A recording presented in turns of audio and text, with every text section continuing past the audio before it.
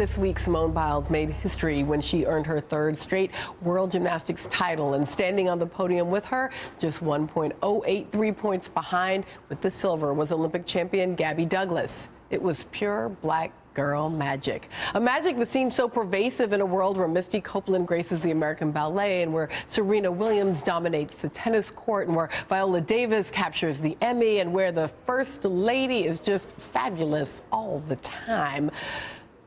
But in even the midst of this extraordinary era of visibility and achievement, the realities, often unacknowledged vulnerability, continue to shape the lives of far too many girls of color.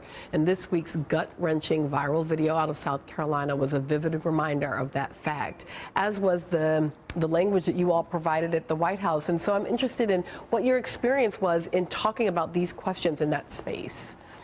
Yeah, I mean, I think it was a very empowering experience to not only bring our wisdom and our lived experiences to the White House, but to have these researchers and advocates then go up on subsequent panels and reflect our language back at us. And that idea that the voices of girls and women of color might show up here, I'm wondering if you also see solutions in local communities of, you know, what I heard was we need to be listened to. We need to be able to say our stories. Absolutely. We need to be listened to. And it's not like girls of color are just starting to experience these types of issues, right?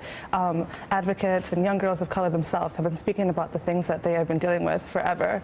And our experiences are being erased and not being listened to. And that's the issue that's going on here. And here in New York City, we have the Young Women's Initiative, which was spearheaded by the Speaker of New York City. And what we're doing is talking to young women specifically about the types of experiences lived experiences that they have within their communities and all of the different communities that they walk through in life. And they're speaking to policymakers, researchers, and looking over data and saying, you know, are there numbers that are missing? And yes, we know that there are numbers that are missing. Is there analysis across race and gender?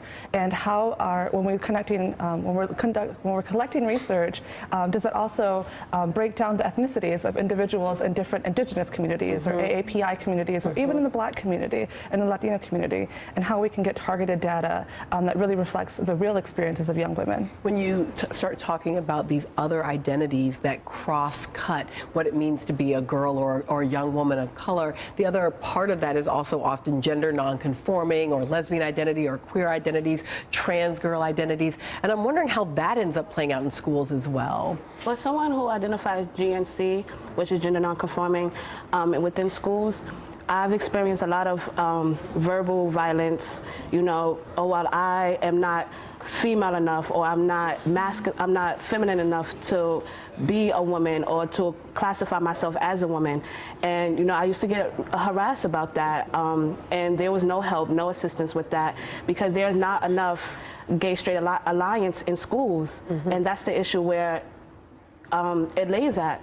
You know, so I feel like when it comes to schools and GNC and trans folks, and well, queer people in general, that they need to have more guidance for us, as well as the people who are allies to us. So this issue of trying to think about girls of color, insert this experience and these multiple different ways of experiencing Black and brown girlhood into the conversation, what looks like a ray of hope? What looks like some kind of solution? Well, first thing is, like, for communities, which was lifted, communities who address these issues for schools and local places, but we also don't have a national initiative that addresses young women and girls of color. We know last year President Obama issued an initiative to look at the disparities among Latino and Black young men, but these things are also, as we are all at this table, also affecting girls of color. And so to not address the vulnerabilities, the sexual violence, the issues with parenting, and all the things that affect girls of color